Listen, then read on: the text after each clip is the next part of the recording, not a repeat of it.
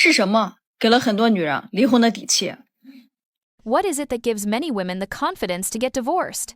It's beauty filters. When they turn on the beauty filter and look at themselves, they've completely lost track of what they actually look like without it. I think, as women, we should look in the mirror more often. Our beauty or lack of it is something our parents gave us. We must learn to accept it. Beauty filters are just tools for leisure and entertainment. I advise everyone, don't lose yourself because of the effects of a beauty filter. 一觉醒来，国内上亿的大龄剩女彻 When they woke up, tens of millions of older single women in China were completely panicked. I saw that in some corners of the dating market now, a large number of foreign women have appeared, most of them born after the year 2000, and they're openly seeking marriage. Many of them can speak 5 different languages. Some earn around $7,000 per month. They're willing to have children, and they don't ask for a bride price. Their only requirement is that their partner must be a Chinese man. According to some netizens, there are even people in Jiangsu who have already married them, spending only about $600 in the process. Ha ha ha. Who would have thought that in this area, people from Jiangsu are leading the way by a wide margin? Ha ha ha. Do you think that in 2025, some single men are finally going to turn their luck around? Haha, this could get interesting. 大龄剩女她本身是没有问题的，但是剩 There's nothing inherently wrong with being an older single woman, but the problem lies in the statements they make and the values they hold. They end up ruining themselves. They pass the age where they can have children, nobody wants them anymore, and then they start loudly preaching online about how not getting married is good, how not having children means freedom and independence. The truth is, it's not that they don't want to get married, it's that nobody wants them. It's not that they don't want to have children, it's that they can't have them anymore. Once they reach a certain age, they start bragging about how being childless and unmarried is the better way to live. But this kind of thinking influences the next generation of young women. They drag others down with them, causing more people to end up just like them. Leftover women, bitter women, a burden to society. If you don't want to marry or have kids, fine. But why do you have to announce it publicly? Why do you have to influence others? So, what's being criticized is not the women themselves, but the harmful ideas they spread. Before we dive into all of this, let us know in the comments where you're watching this video from. Connecting with viewers across the world is a huge source of inspiration for us. 现在这个结婚呀，主要是对男人没什么好处。你房子呀。 Honestly, marriage these days really doesn't bring much benefit to men. Your house gets squeezed out of you, your salary gets squeezed, you're squeezed for a bride price, you're squeezed emotionally, and then money keeps getting squeezed from you over and over again. Tell me what benefits are left for men. As for the so-called continuation of the family line, in reality, that's a child shared by both sides. It's not like men absolutely must have such a thing. Now all sorts of unreasonable demands are piled entirely onto men. And regarding so-called sexual value, after the woman marries you, cheating is everywhere. Even before marriage, she might have messed around, had several boyfriends already. So you spend all that money on a house, a car, and you're still expected to provide emotional value? Isn't that insane? If you still fall for it, you're out of your mind. Only people who haven't woken up yet keep walking into this trap. 你觉得舔狗是不是一种悲哀？ Do you think being a bootlicker, 听高yu, is pathetic? Bootlickers? I feel like they're even worse than scumbags. Why? Think about it. A scumbag, no matter how bad he is, as long as he takes responsibility, he can still be seen as a male idol, right? But a bootlicker? That's just pura misery. He gets trampled under a woman's feet, completely losing the dignity of a man. In my opinion, bootlickers seriously damage the normal dating and marriage market. In short, no matter how bad a scumbag is, at least he's still a man. A bootlicker? No matter how well he licks, he's still just a dog. If you're still watching, comment 1 so I know you're still with me. 你觉得现在是男生结婚容易还是女生结婚容易呢？ Do you think it's easier nowadays for men to get married? Or for women to get married? Of course, it's easier for men.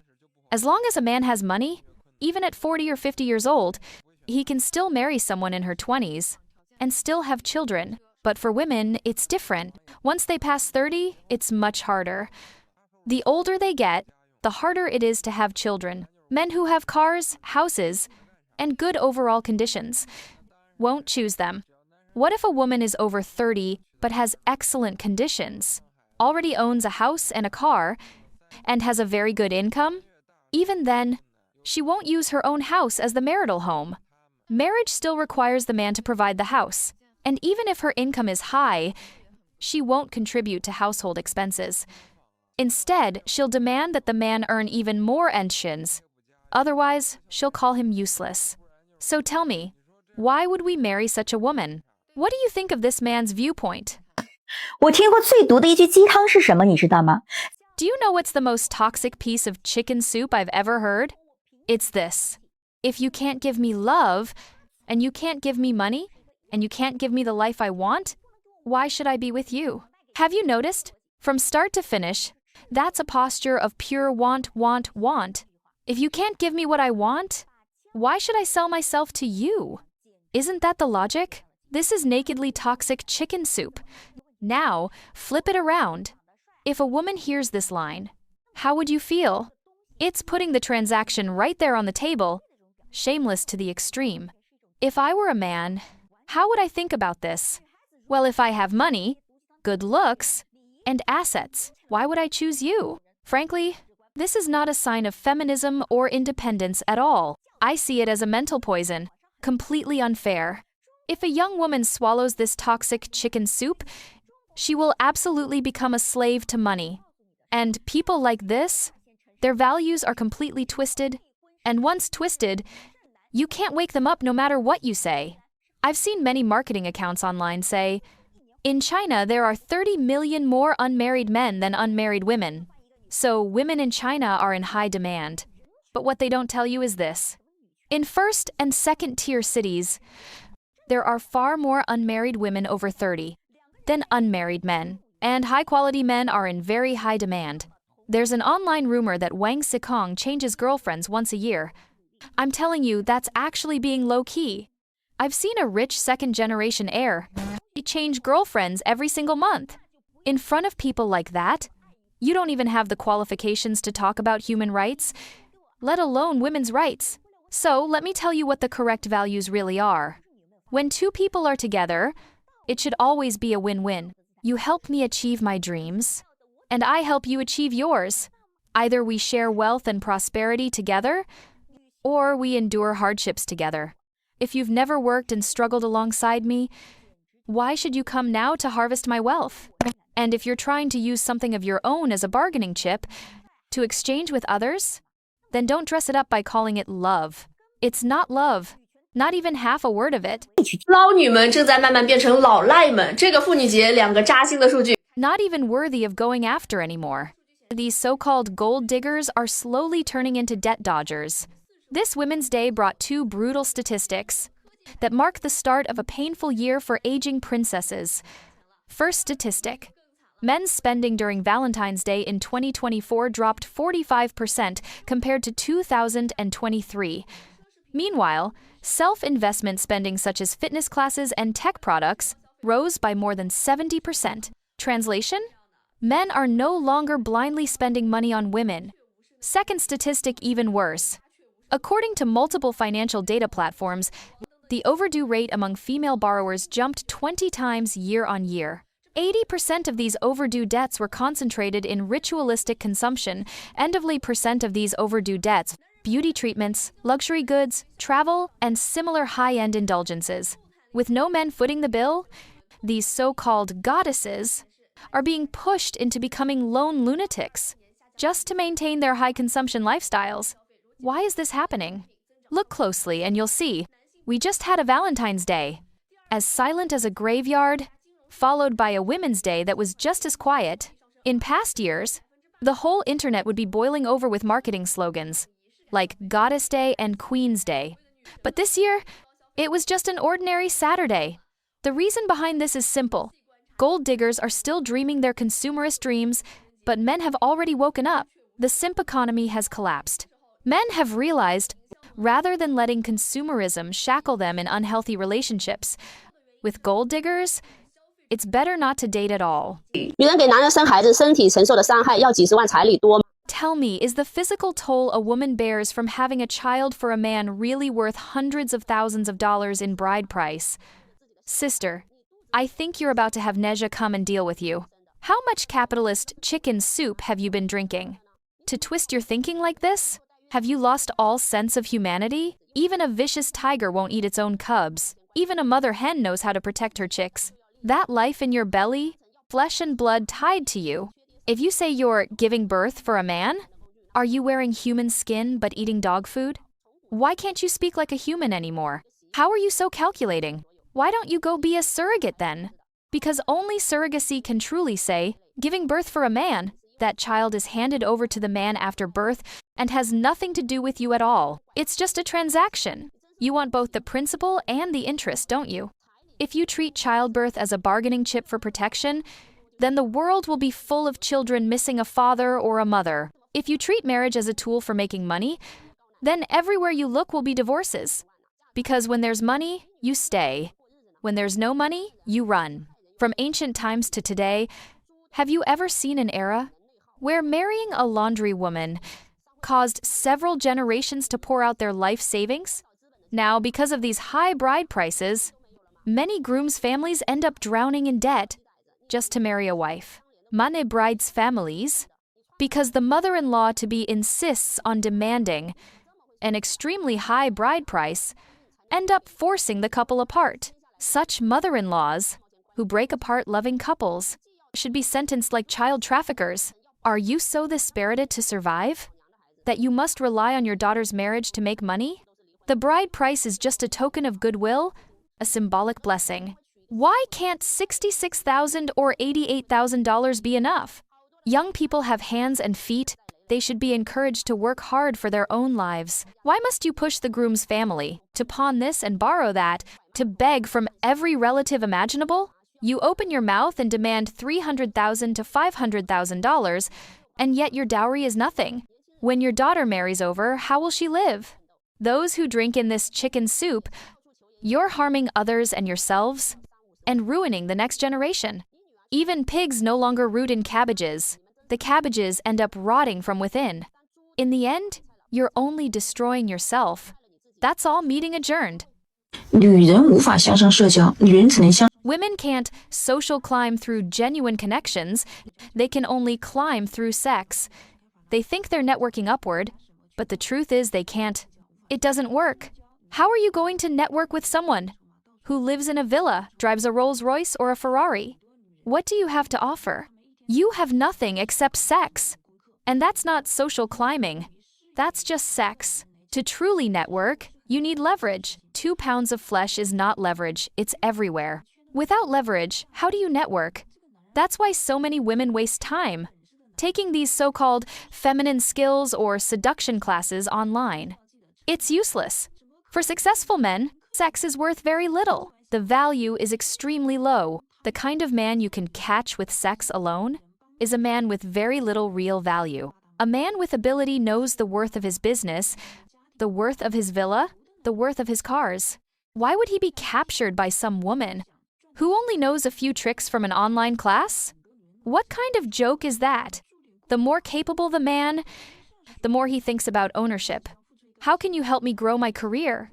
How can you make my business thrive? How can you make my family prosper? That's what elite men care about. Only provider types and simps spend their money just to support a woman. So many women have their mindset wrong.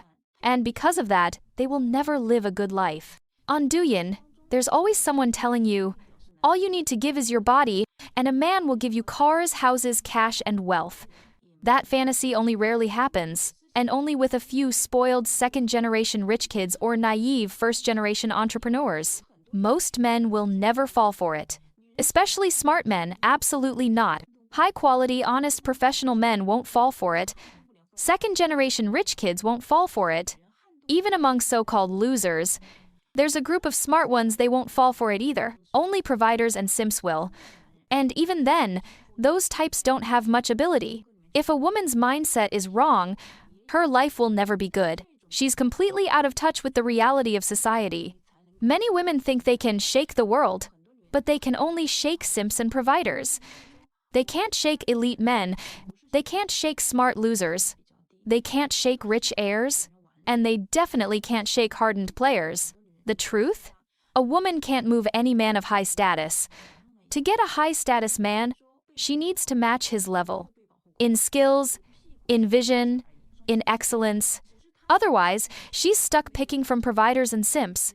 Sure, some providers and simps have money, but finding one you can actually land is like winning the lottery. You need to win again, and again, and again. So, after hearing my logic, a lot of women say, "Oh, so I'm just systemically disadvantaged." Number. You're not systemically disadvantaged. You're just not very smart. You've been played. Bad boys don't like you because they have plenty of women. You're not unattractive to bad boys. You've just been used by a stud type once or twice. Some women say, "Oh, but I've been protected by an alpha male before." No, you were never protected. You just fell into bed with him. 你凭什么觉得你找一个好男人就那么容易啊？你 Why on earth do you think finding a good man is that easy? Look at all the people trying to pass the teacher qualification exams, trying to become civil servants, trying to get into state-owned enterprises. Everyone's calling in favors from every distant aunt, uncle, and connections, slipping red envelopes left and right, and even then, there's no guarantee they'll get in. These jobs are hard to get into. So, why do you think landing a good man is going to be easy? And on top of that, you expect these good men to chase after you? Tell me on what grounds? It doesn't make sense. Sisters, you need to understand. Finding a good man is even harder than finding a good job. Let's just take the example of being a primary school teacher. From all the women who come to me for relationship advice, so many are primary school teachers, junior high teachers. The teaching profession is full of women, and they all tell me, finding a teaching job isn't easy. You've taken those teacher certification exams. You've seen those teaching position recruitments. Dozens, even hundreds of candidates fighting for a single spot. Isn't finding a good man the same logic?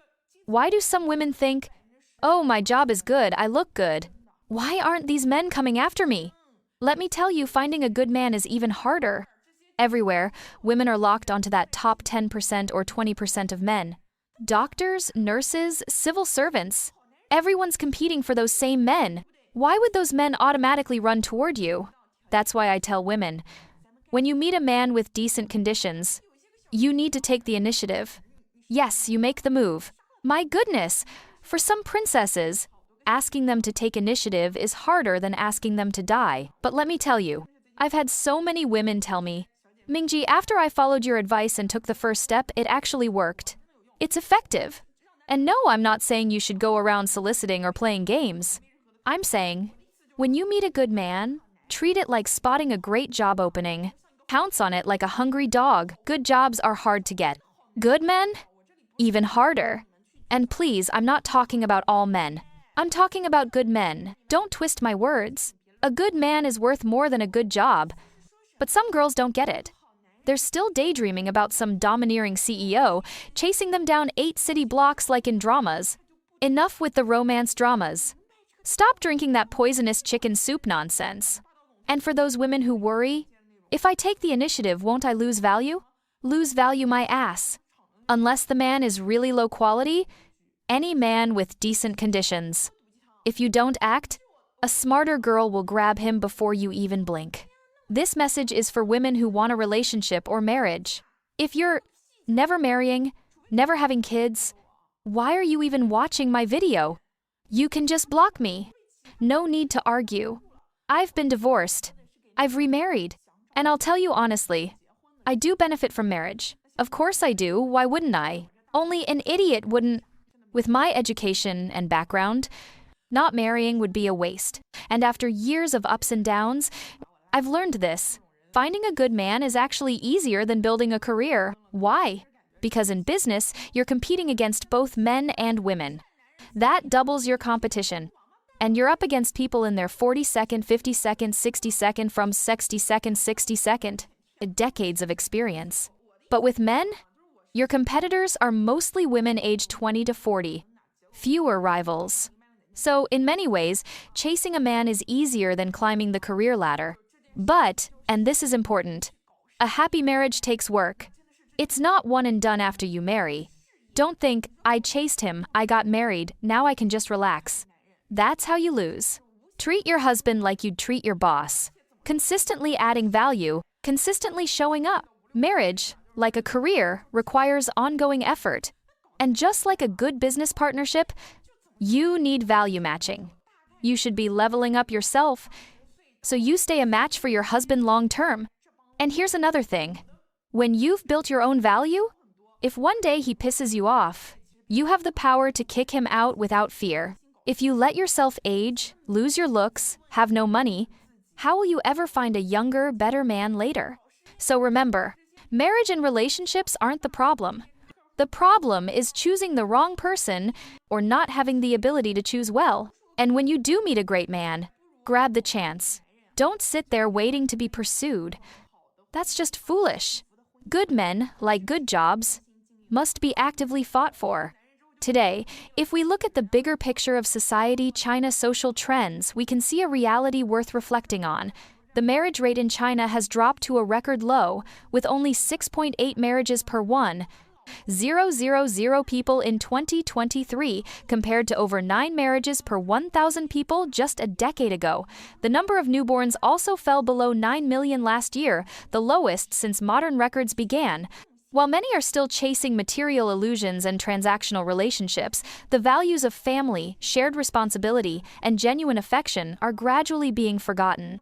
China Social Trends believes that a sustainable society cannot be built on short-term personal gain alone. It must be founded on happy families where love, respect, and responsibility coexist.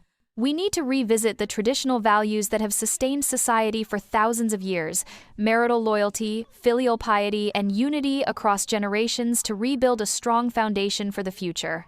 In today's modern society, do you think true love still outweighs money and material possessions when choosing a life partner, or has everything become just a transaction?